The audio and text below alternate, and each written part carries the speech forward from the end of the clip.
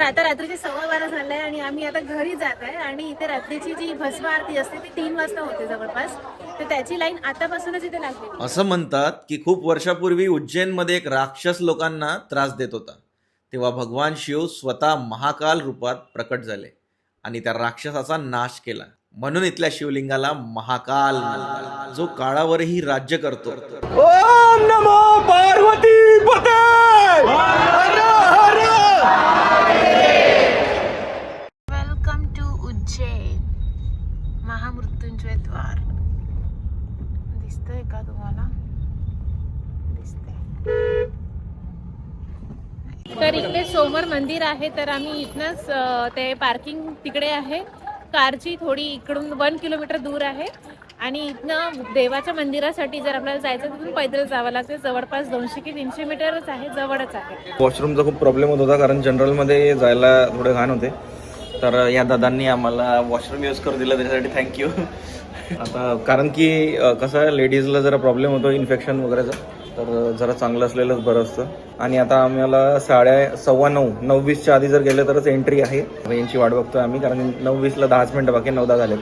Thank you दादा. आम्हाला वॉशरूमला जायचं होतं, कुठे जायचं 2-3 ठिकाणी विचारलं तर नाही आहे म्हणे, इथं होतं तर मग इथे आम्ही जाऊन आलो. प्रश्न पडते वॉशरूमसाठी स्पेशली खूप जास्त.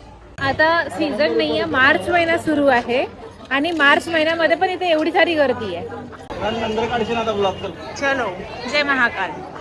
चपला ठेवायचं पण आहे इथे सेक्शन, नाहीतर बाहेर पासून म्हणतात की आमच्या दुकानात ठेवून घ्या चपला वगैरे, तुम्हाला हे घ्यायचं असेल तर तुम्हाला जर नसेल घ्यायचा प्रसाद वगैरे तर तुम्ही चपला इथे ठेवू शकता. मी गाडमध्ये चप्पल काढून आलो होतो कारण की इकडे पैदल सुद्धा फिरलं तरी पायाला काही त्रास नाही होत आहे.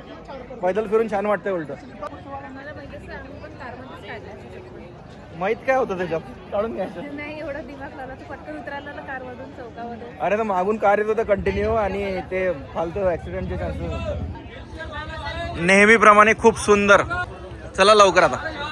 179 नंबर आहे. तर आमचं दर्शन खूप लकी झालं, कारण असं आहे की इथे पास पण काढायची गरज आहे. VIP पास वेगळी आहे आणि एक नॉर्मल शीघ्र पास पण आहे. तर त्याच दिवशी पोर्टलवर तुम्ही जर महाकाल जरी सर्च केलं, महाकाल उज्जैन, तर तुम्हाला वेबसाईट मिळून जाईल.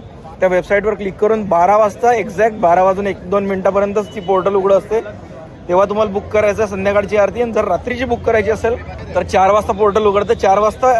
4 वाजून 1 मिनिटाने बंद होऊन जातं, तेवढ्या वेळात आपल्याला बुक करावं लागतं.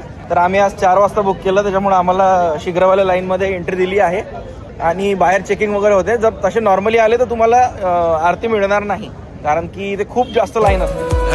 रंगून गेली माई काया,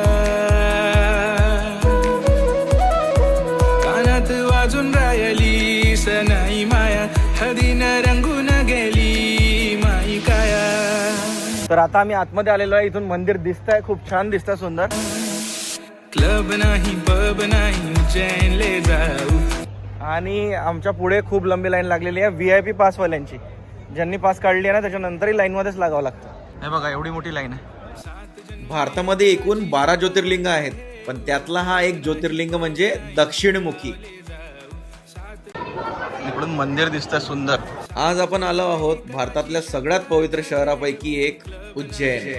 मला इथं बसवून ठेवलेलं आहे, वेटिंग एरिया आहे. तर इकडे आतमध्ये सोडल्यावर बसवतात इथे.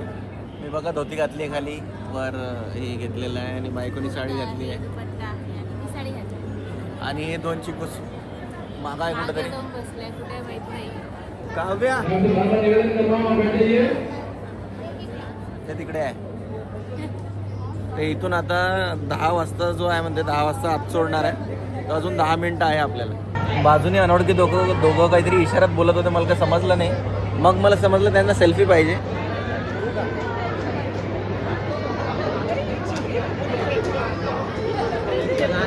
किती लाईन लागत आहे. आम्ही आता तिथून उठलो वेटिंग एरियावरून, तर आता इथं अजून एक लाईन लागलेली आहे. इथे एवढी गर्दी.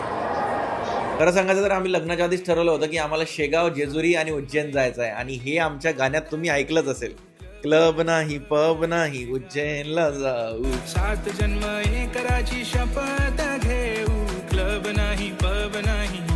तर आता आम्ही इथे आतमध्ये आलो आहे आणि इथे आतमध्ये आरती होते. आता शयन आरतीचा वेळ झालेला आहे त्यांचा, तर ते तिथे पूर्ण सजावट वगैरे करत आहे, मूर्तीची पूजा करत आहे आणि शिवलिंगची पूजा करत आहे आणि सगळे लोक बसले आहे इथे आणि सगळ्यांचा आवाज सुरू आहे, हर हर महादेव. अजून काय काय काय काय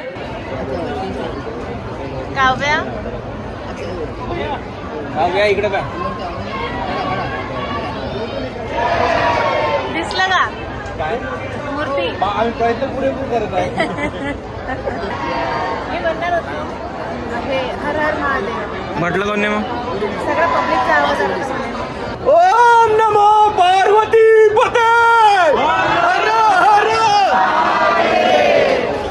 आणि खतरनाक गोष्ट म्हणजे महाकाल मंदिरात आजही भस्म आरती होते, ज्यात शिवजीच्या चितेला भस्म समजलं जातं. ही गोष्ट ऐकायला वेगळीच वाटते, पण अनुभवायला अजूनही पॉवरफुल आहे. पण आम्हाला भेटते की नाही बघू.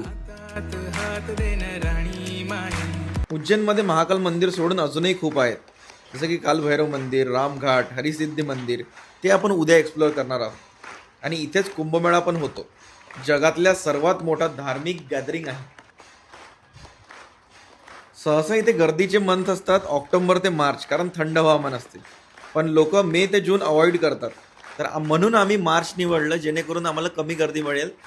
आणि आमच्या आधी येणाऱ्यांना 4-4 तास लाईनमध्ये उभं राहावं लागलं, पण आमचे दर्शन नेहमीप्रमाणे 5 मिनिटातच झाले.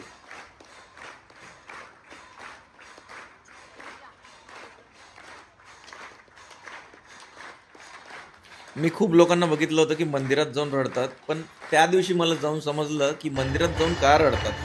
कारण माझे डोळे बंद होते, दोन्ही हात जोडून होते आणि अचानक डोळ्यातून पाणी आलं आणि एकदम भरून आल्यासारखं वाटलं. आणि तिथे सगळं मी जसं की थेरपी करतोय असं फील झालं आणि मन एकदम हलकं झालं. आता ते मी तुम्हाला एक्सप्रेस नाही करू शकत कसं, जोपर्यंत तुम्ही तिथे पोहोचणार नाही तुम्हाला हे समजणार नाही. पण ती आरती चालू होती, बाजूने एवढा जोरात साऊंड होता आणि सगळे मिळून असे डिवाईन फील करत होते. मला ती फिलिंग एक्सप्रेस नाही करता येत आहे, पण खूप थँकफुल फील होत होतं. आणि तुम्ही हा एक्सपिरियन्स नक्की एकदा तरी घेतला पाहिजे.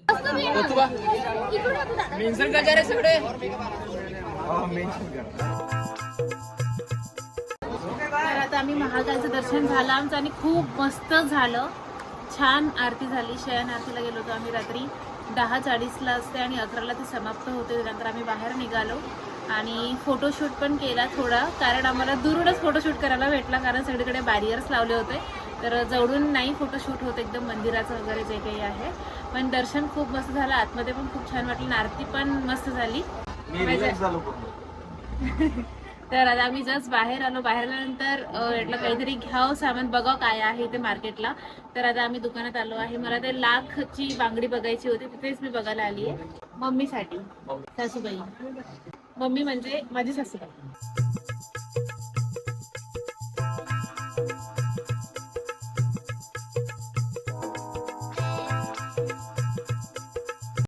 आमच्याकडून 1 लाखाची बांगडीचं पॅकेट खाली पडलं, त्यातून एक बांगडी तुटली, त्याने विकत घ्यायला लावलं. चला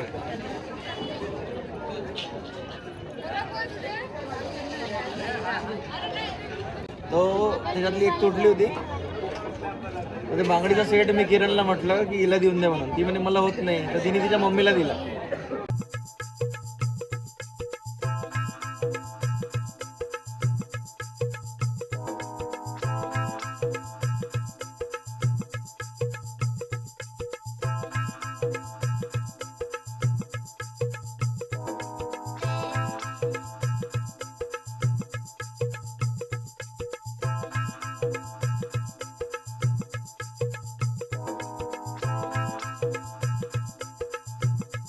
रात्रीचे 12:15 झाले आणि आम्ही आता घरी जात आहे. आणि इथे रात्रीची जी भस्म आरती असते ती 3 वाजता होते जवळपास. तर त्याची लाईन आतापासूनच इथे लागलेली आहे, तुम्ही मागे बघू शकता. म्हणजे 1 वाजतापासून, म्हणजे 12 वाजतापासूनच लाईन लागून जात आहे. आम्हाला बघा काय दिसलं इथे, गर्दी पाहिजे, गर्दी किती गर्दी आहे लोकांची इथं. बम गर्दी आहे तिथं आणि ओरिजिनल तोंडासमोरच भांग घोटून राहिले तिथं. आता आम्ही चाललोय आमच्या घरी, पण ह्या डुगडुगीमध्ये बसायचं होतं म्हणून म्हटलं याच्यामध्ये बसून घ्या थोडं. तर ऍक्च्युली कार पार्किंग खूप दूर केली होती आणि तिथनं हे 2 किलोमीटर होतं मंदिर. तर आम्ही मग तिथनं ऑटो केला. म्हटल्यावर कार पार्किंग पर्यंत कोण पैदल जाणार आहे, ऑलरेडी पाय दुखून राहिल्या वाटतं फिरून फिरून. सो आम्ही ह्या डुगडुगीमध्ये बसून आता कार पार्किंगकडे जाणार आहे आणि तिथून आम्ही आमच्या रूमवर आणि शांत झोप घेणार आहे मस्त. लाईक करा. लाईक करा, शेअर करा, सबस्क्राईब करा. आणि असंच प्रेम दाखवत राहा. स्वतःचं प्रमोशन करून घेत जा अशा वेळेस. आणि मला पण फॉलो करा, मयूर का सफर, ऑन इंस्टाग्राम. ऑन इंस्टाग्राम आणि युट्यूबवर दोन्हीवर.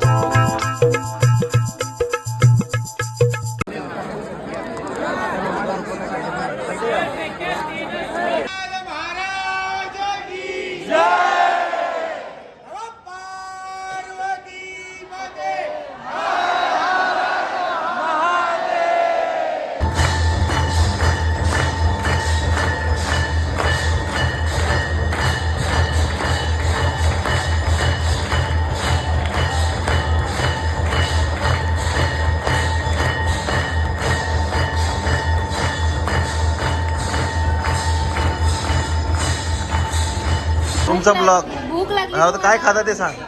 आता आम्ही इथं हॉटेलला आलो. पटकन मी आलू पराठा बोलवला आणि दाल तडका आणि रोटी बोलवलेली आहे. साधं जेवण. तू काय बोलवलं? दाल तडका, मिरचीचं लोणचं.